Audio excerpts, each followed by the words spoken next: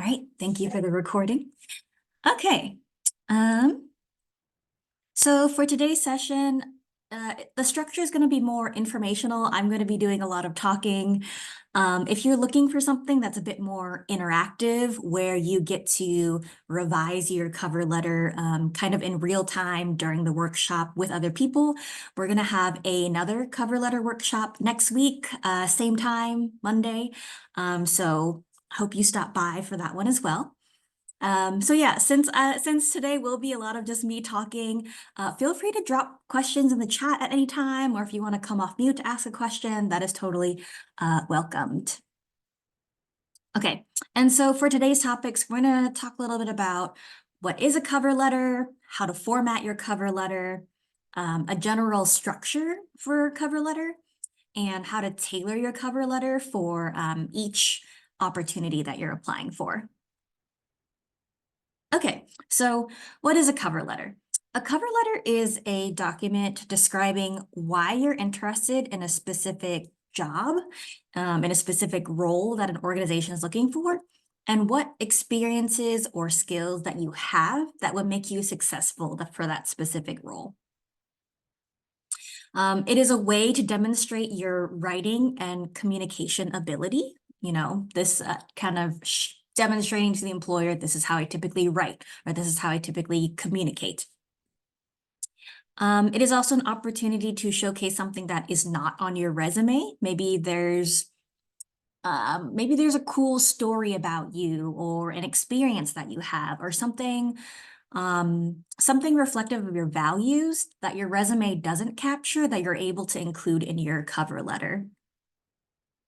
Or it could be an opportunity to expand on something on your resume. Maybe there's a task or a project you worked on your resume that's, you know, maybe that one line, that one bullet point you're limited to on your resume doesn't really fully demonstrate what you did in that task or that project. So your cover letter is an opportunity to expand more and explain more. How a cover letter is different from a resume. Typically with a cover letter, you'll be using like a multiple paragraphs. It's more story form or narrative form. It's not like a list of your experiences, but you're gonna be telling a specific story or multiple stories about a specific experience or a project you worked on. In the cover letter, you'll also discuss why you're interested in the organization. And you can talk about how your skills, experiences, and your values align with the organizations or align with what the organization is looking for in a specific role. Whereas in a resume, you want to be more concise. You're usually using, you know, an outline or a list in your resume. And your resume kind of covers your entire working history or your history of experiences. It's kind of like telling a longer story of your experience and what you've done. Whereas a cover letter, you're usually typically focusing on like one or two specific experiences. Okay, so that's the difference between a cover letter and a resume. Moving on to formatting. If you really want to make it look like your cover letter is polished and that you've thought about it, something I would recommend is mirroring the format of your resume and using that same format as your cover letter. And what I mean by that is using the same fonts, using the same formatting styles. I think I might have this in a later bullet point, but using the same header you have on your resume, so like where you have your name, your contact information, using that same header on your cover letter so that things look cohesive. And I see a question in the chat. Oh, okay, I see Nimra prompting everyone to drop questions in the chat. Thank you, Nimra. Nimra, by the way, is our graduate assistant at the Donito Career Center and is amazing. Okay. Margins, I would recommend going no less than 1/2 inch. Just thinking about if someone were to print out your cover letter, you want to make sure none of your text gets cut off. Single spaced, one page, And 1 page. Okay. Are these slides going to be sent to us after the presentation? Yes.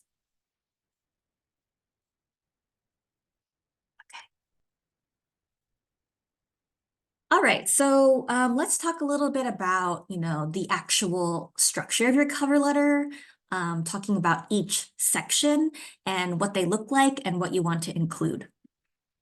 So header, like I mentioned before, something to make your cover letter look really nice and consistent is you might want to copy that same, name, contact information section from your resume and use that same one in your cover letter so it looks, cohesive. Include the date that you are submitting the application. In some cover letter templates, you might see that people will suggest that you include the address for the organization or the company that you're applying for. Personally, I feel like it's not super needed. I think it's an out-of-date practice. We don't really send cover letters through the mail anymore, so it's not really, you don't really need to include that address. And I feel like it just takes up space that you could be using to talk about yourself. So I personally, don't really think that it's super needed. And then you'll want to put some sort of address to the person you're writing to. Sometimes a job application will, or the job posting rather, the job description will sometimes tell you who to address the cover letter to. Maybe they've named their HR representative, or maybe they've named the hiring manager. If it's included, make sure to put that person's name. Dear Sandy Lamb or dear whoever. If it is not included, then you can just put dear hiring manager.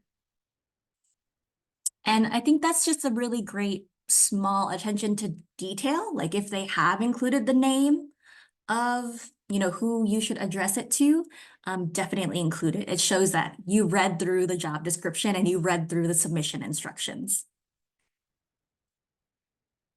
Okay, next we'll talk about your opening paragraph or the first paragraph on your cover letter.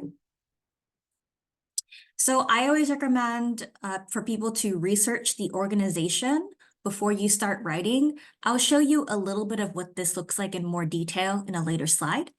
But, kind of thinking about in a similar way that you might tailor your resume, you also want to tailor your cover letter and think about, you think about the organization as your audience, right? The organization is your audience that you are making an appeal to convince them to offer you an interview. And so in order to better understand your audience and what they might be interested in, what they might care about, conducting that research is going to be really helpful to you. Let's see. So in that opening paragraph, make sure to include your name, include the position title that you are interested in. They might be receiving a lot of different applications, or maybe you're applying to multiple positions at the same organization. So make sure you specify which position you're applying for in that letter. Include the organization's name. And then talk a little bit about why you're interested in that role. Is there something about the organization's mission that you feel connected to? Is the type of work or the job title something that you're really interested in? For instance, maybe I'm applying to a position at Breakthrough Central Texas, and their mission is to increase educational access for communities made marginalized. And so for me, and maybe they're looking for a role like a tutor role who would work with students and tutor them on different subjects. So, in writing about what I'm interested in, I might say like, I really care about education, or I really care about working with Austin's communities of color, or I really enjoy tutoring. I'm really passionate about teaching, or providing youth with tools they need to be successful in their education. You want to include something like that. I think it just goes to show that, again, you've done your research and there is a strong reason why you want to take on this role. It doesn't have to be super long, just a sentence works, or two sentences, remembering that this is your opening paragraph, right? This is just your preview paragraph, right? You only have, well, in your cover letter, you only really have one page to talk about yourself, but also you will have other paragraphs to expand on your experience. Okay. Also, in your opening paragraph, you'll want to name the unique skills or experiences that you bring to this role. You can almost treat this like your thesis sentence. Like, let's say you're writing an academic paper and you have that thesis sentence that's like basically saying, this is what the paper is about, right? So, you saying like, I will bring these specific experiences to this role, treat that like your thesis sentence. And then you will expand on those skills and experiences in your later paragraphs. Okay, I'll do a quick pause here to see if there's any questions so far.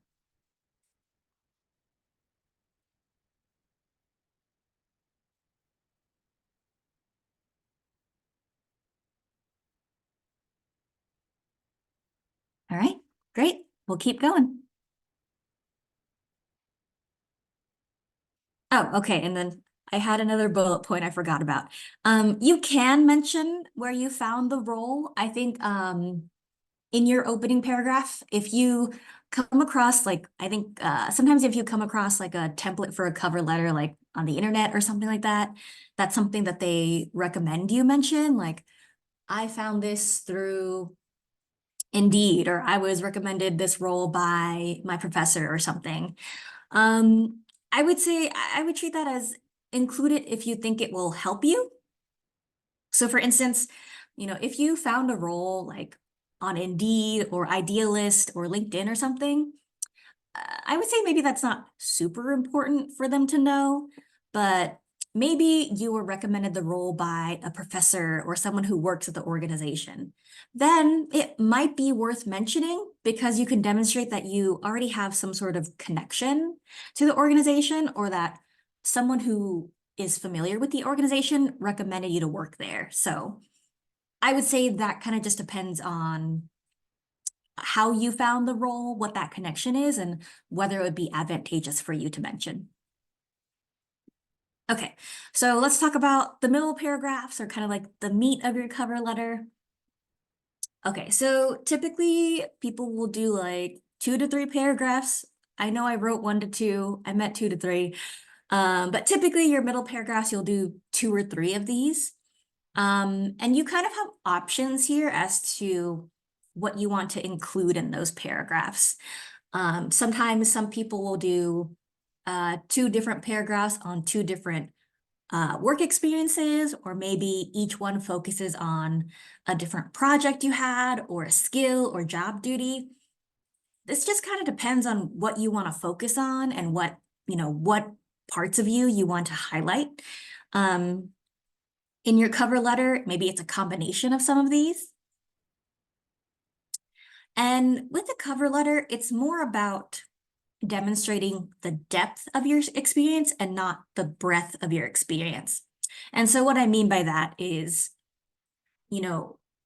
breadth is kind of like what you're doing in your resume, right? You're showing in your resume, across my life, across my working experience, here are all the many different experiences, skills, and abilities, areas of knowledge that I have. You're kind of showing a broad overview of all the things that you can do.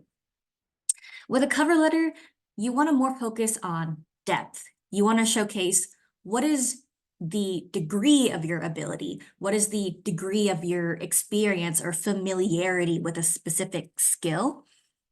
I think this is important because, like we've mentioned before, you want to treat your cover letter as it's not your resume, right? You don't want to just repeat what you already have in your resume. And, with your cover letter, because you have the space to expand and tell a story, it's your opportunity to show like I guess it's kind of like your resume is a place where you could say like, I'm good at event planning. But in your cover letter, you can go into the detail of like how well experienced are you in event planning? What kind of events have you planned before? What is your specific experience with event planning? Because event planning is a really broad umbrella, right? So with event planning, are you really good at brainstorming the event? Are you really good at the logistics? Or are you really good at scheduling? And just being a bit more specific and showcasing like the level of your ability. Okay. And again, like I've said, and I'll say again, the more specific you are, the better. Make sure you research the organization before you start writing. And the you can kind of refer to the language that you see in the job description to help you write your cover letter. So if, not lifting the exact words or phrases that they have, but if if a job description mentions that the organization really cares about collaboration or organization, maybe finding ways to work collaboration or organization into your cover letter. And I do see a hand raised. Mackenzie? Hi, yeah, I was just curious. Let's say that on the job description they listed various skills, and you have experiences in all of those skills.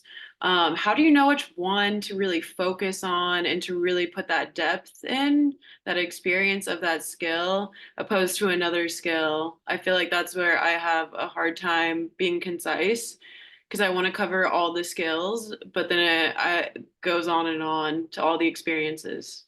Yeah. That's a really great question. So I'll talk about that a little bit later, but just to give you like a quick answer for now, is it's like I think you can go about it two different ways. One is based on like what information is available to you on the job description, making your best guess as to like, okay, like based on the role and what they're looking for, my best guess is that I think these two or three experiences are probably what they're looking for the most. And then it's kind of like, after you've made that choice of like, I think I should focus on these two or three skills, then writing about those two or three things. I know sometimes I can feel uncomfortable because like I feel like a lot of people's natural inclination is like, I need to mention everything. Like they need to know everything. And so, remembering that they will also receive your resume as well. So remembering that like your cover letter doesn't have to be everything. Um, so I think there's that route of just like kind of making your best informed guess as to what to focus on. Another route is maybe you have an experience that captures multiple skills. And like if there's a way for you to use that one experience to demonstrate multiple skills and dedicate one paragraph to that experience. Um, and so you can like kind of talk about like the multiple skills, but you might not be able to talk about them in that much detail. But then it gives you the opportunity to like bring up multiple skills. So in that, you're kind of making a choice, right? You're like, well, I'm going to choose this one experience because it demonstrates a lot about me. I know that comes at the expense of not being able to demonstrate like depth for each of these skills. So that, that's kind of like a choice you can make. Okay, a great question. Um, and yeah, also something like I also do like one-on-one meetings with students too. So maybe that's also something like a continued conversation we could have like during a one-on-one consultation where we can talk about like the specific, whatever you're writing on. Because I do think it can be a case-by-case scenario sometimes. But thank you for your question. Okay. Um, so continue talking about those middle paragraphs. How do I figure out what to write? So we kind of already talked about this. Um, so this is kind of like a suggested kind of steps or processes or tips for like, how do I figure out what to write in my cover letter? So first thing I would do is I would recommend is like to scan the job description, make sure you read through it, read through each item, and just kind of do like an initial like inventory of like, what are they looking for? You can highlight, what are the skills they're looking for? What are the experiences looking for? What are the knowledge areas they're looking for in the role? And then for each of the highlighted items, try to match that with a either skill or experience that you currently possess. And then let me see. Okay. And then from there, when you're writing the actual paragraph, I think a tool that is useful for people to use when they're writing their middle paragraphs is to use the STAR method. This is something that you might have heard of before. People also use this as a really good tool for interviews as well, which is when you are telling the story about a specific experience that you had. Using the STAR method, S stands for situation. So describe what the situation is. T, describe the tasks that you did. A,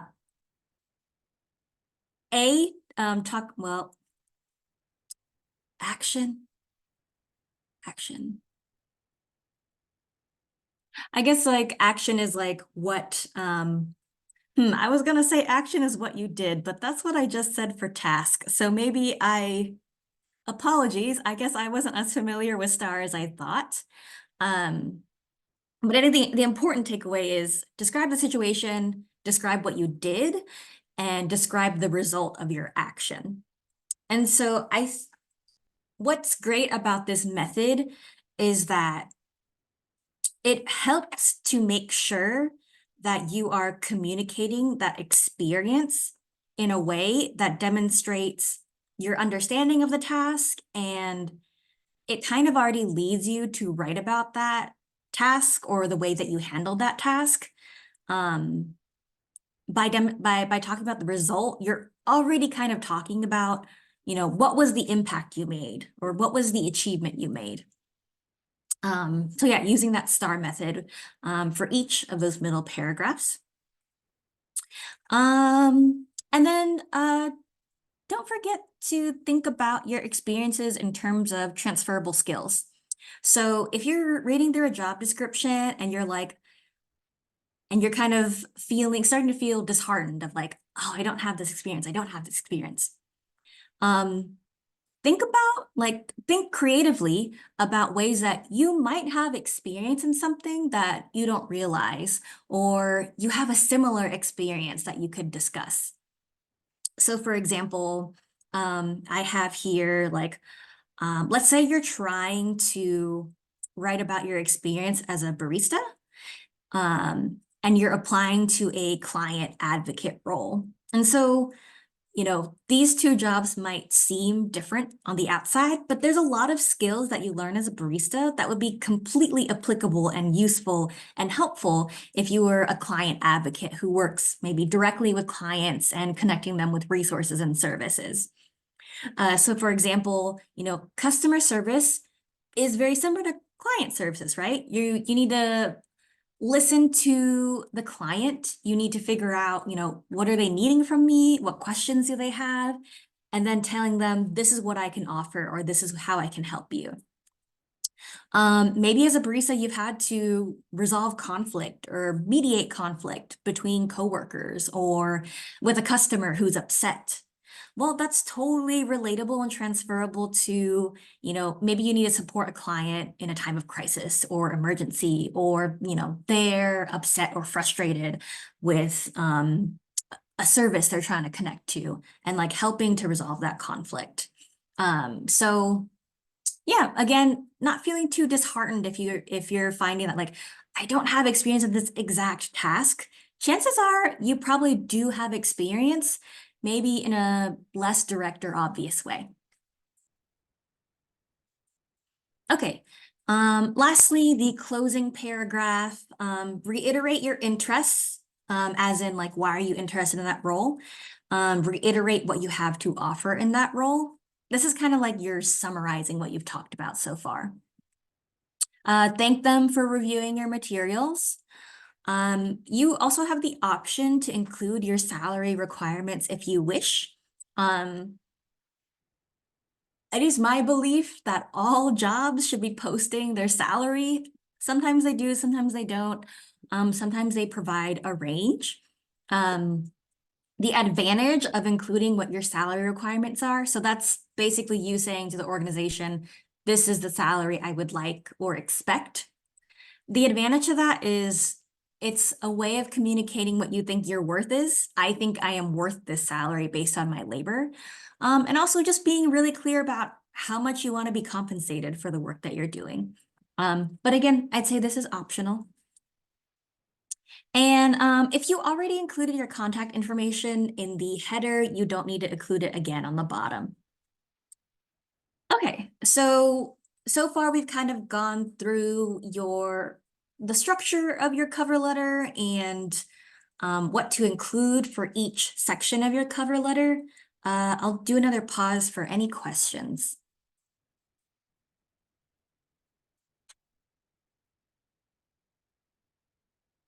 I have a question about the salary thing. Yeah, What if this is what I've been seeing is that they'll put a range and they'll say it's based on experience and education. Would you like ask them about that? Not in the cover letter, but like in an email? How would you go about, or would you just like wait till an interview, like to specify like what is the actual amount? I see. So in this situation, they included a range or didn't include a range? They did include a range and they say it's like based on experience and education. I see. If it helps you, you could ask, you could be like, do you have like a rubric or how do you determine that? So Mhm. that is something you could ask. Some organizations have like a rubric, some don't. I would say to email that separately though, outside of your cover letter. Yeah, yeah. Okay. Thank you. Mhm. And something else you can do is also do market research. So you could like Google like average program specialist salary in Austin or average caseworker salary in Austin. And just see like what are organizations out in Austin or wherever you're applying on average making to kind of see like, where do I fit in that? How much do I want to do, how much do I want to request for my salary based on that? And sometimes you might find that, hey, this organization's salary range for a caseworker is much lower than the average. So that could be a question and a reflection for you of like, am I okay with that? You know, uh, would I prefer something that's closer to the average because I feel like I deserve that? Or is it like, maybe this salary isn't meeting what I need, but I'm getting other things out of this experience. Maybe I really care about this organization. Maybe I just want to have that, initial experience working in this field. And, maybe that's something you kind of have to make a choice about. Okay, cool. So, we'll talk about some strategies for tailoring your cover letter. And by tailoring your cover letter, I mean like, um, how do you design your cover letter to specifically appeal to the organization that you're applying for? Okay, so I kind of talked about this earlier, which is like, first things first, use the job description.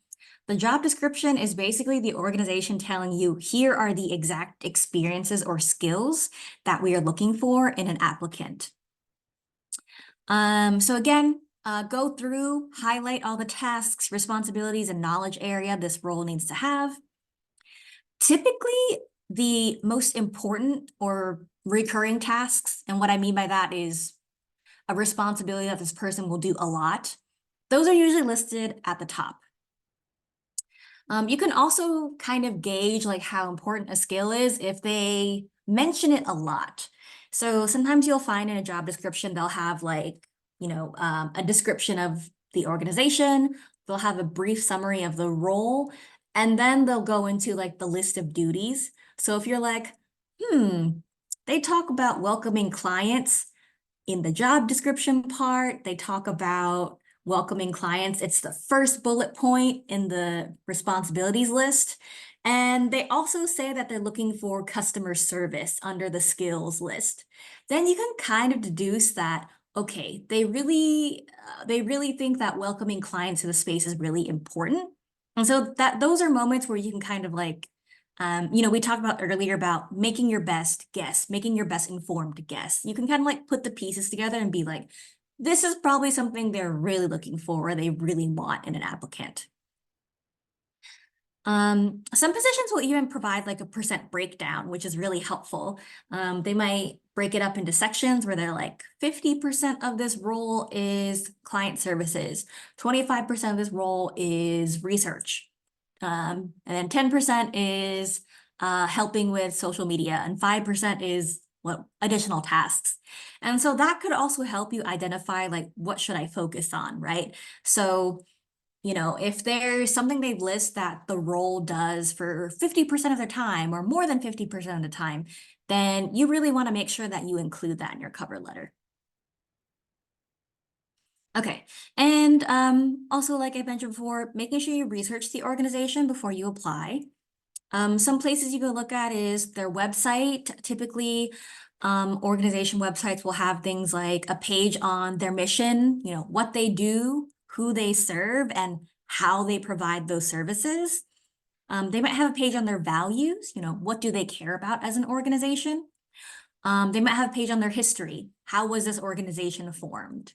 Why was this organization formed? You can look at the staff.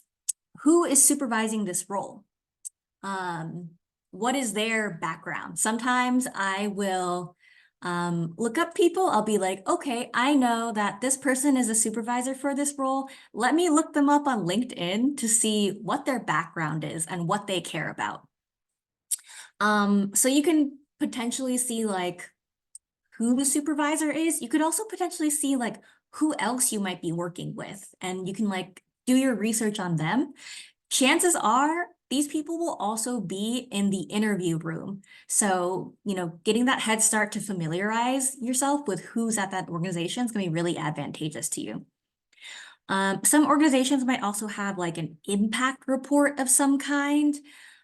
Maybe they have a biannual or annual data report that they publish out to the public, and it shows, who they serve, how many services have they provide, where have they found success and challenges. And these are really all valuable pieces of information that you can use in your cover letter, as well as your interview too.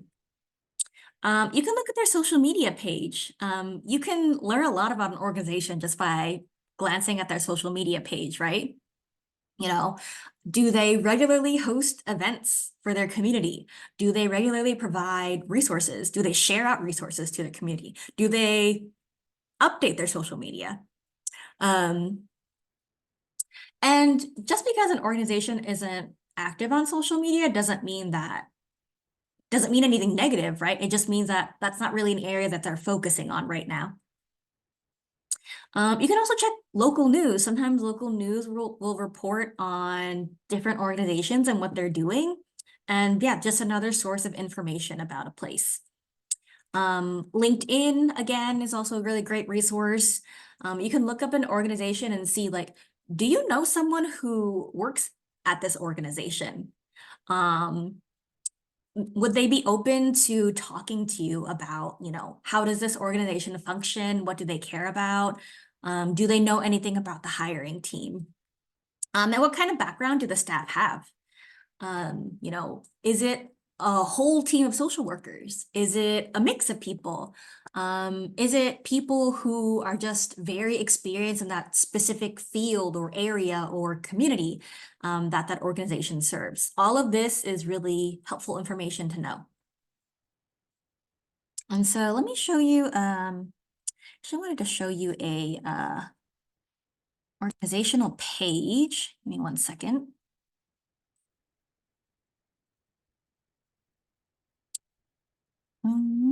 Let's see. Okay, so here's the page for Age of Central Texas. They're a community organization in Austin that supports the aging community. And so they have a really great organized website. You can see up here, they have a page on their mission and vision. You can read about it. Age of Central Texas helps older adults and their caregivers thrive as they navigate the realities and opportunities of aging and caregiving, right? So now you're like, this is what the organization does. Maybe in my cover letter, I should talk about my interest in working with older adults or working with caregivers, right? This kind of gives you information about things you might want to mention. Or if you're looking at, they do actually have an impact page. And they talk about what they do, like these are the services they provide, right? I think bonus, if you might want to look up the specific program or service that the role would be working on to learn more about that program. And then, like I said, they even have an impact report, which is really great. Oh, actually, there's nothing on this page, but but it looks like they maybe wanted to or had in the past an impact report that you could check out. You can even look at, who's on their staff, who makes up their staff, what do these people care about, what is their backgrounds, right? And they also have a social media account too. And this is also really helpful information. They recently had an event where they collaborated with multiple different, community organizations. So these are all just like helpful pieces of information to get to know, this organization you're potentially wanting to work with. Okay, let me jump back to the PowerPoint.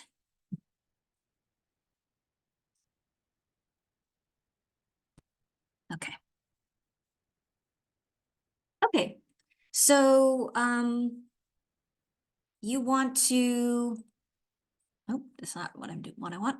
Okay, so reaches the organization and also make sure you're looking closely at the job description. So this is a sample job description that I pulled up for a youth resource specialist at YouthWorks.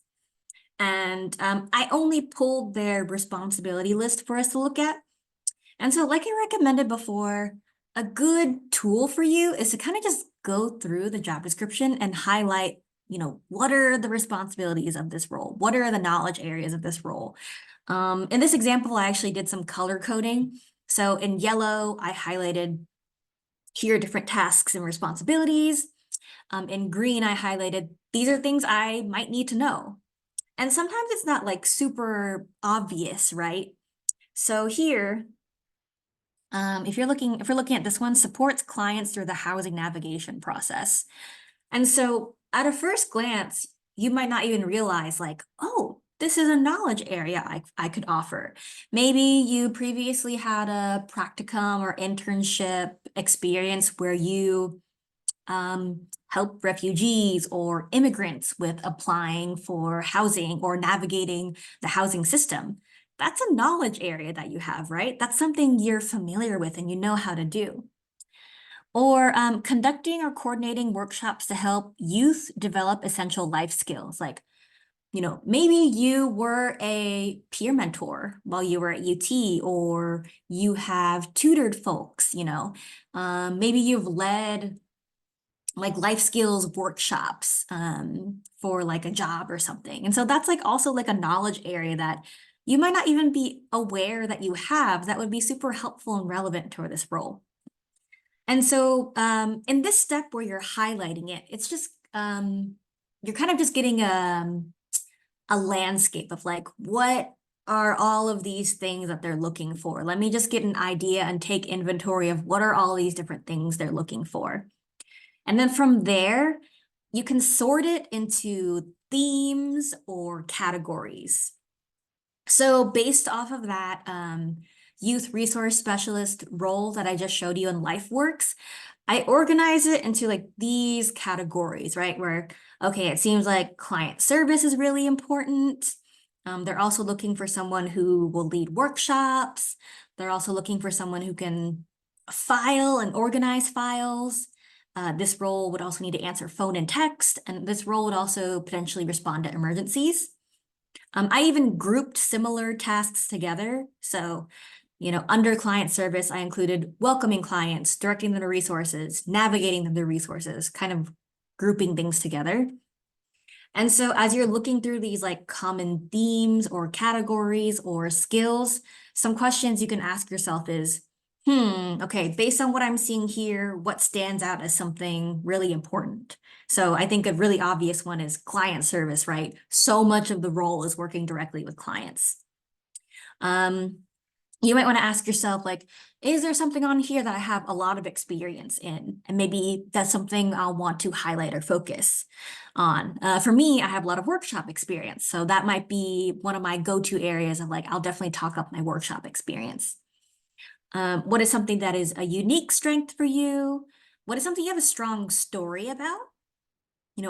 Maybe you have a really good example of a time you worked with a client. Maybe you have a really good example of a time that you led a successful workshop. Is there a project or task that I worked on that encompasses multiple of these skills?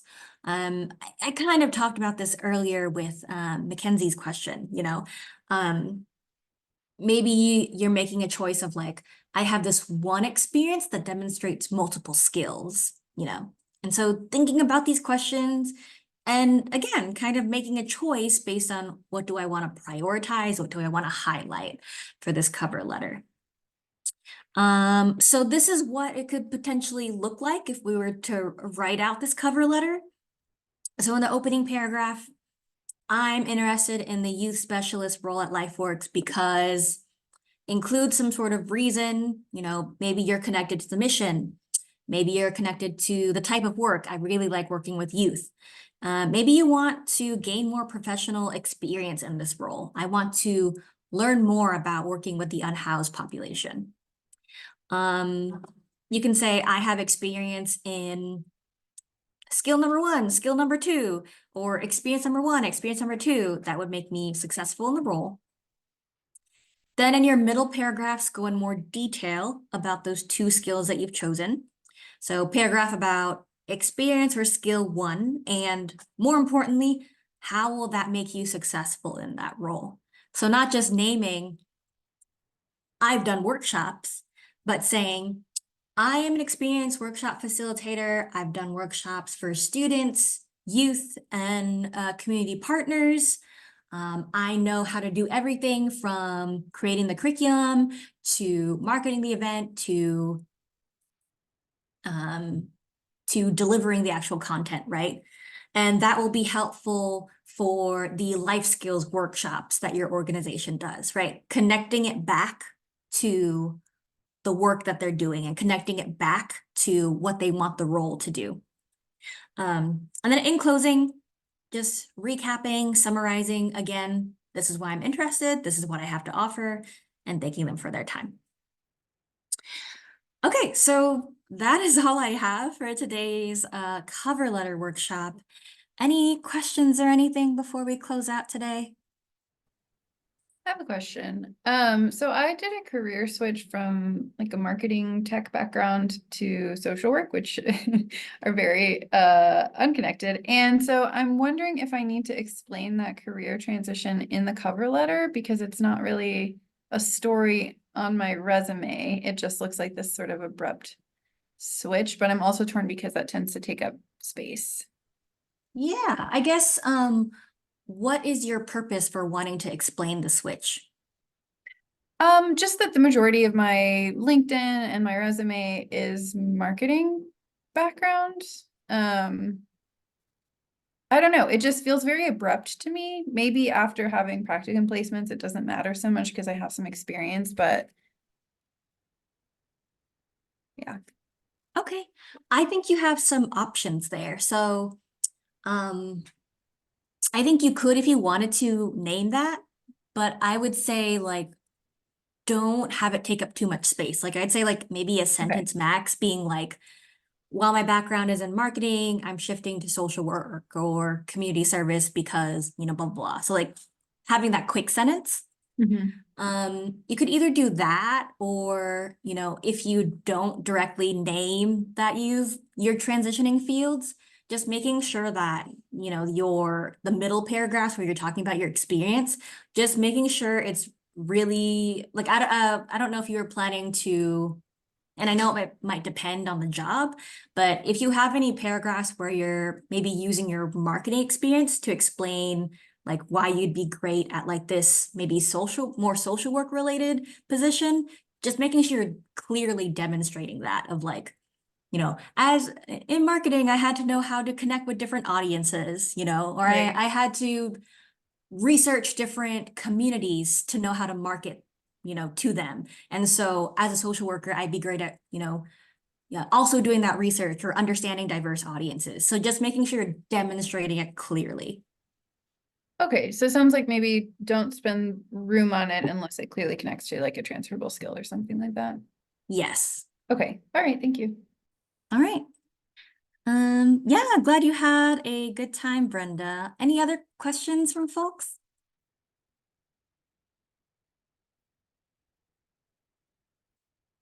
Okay.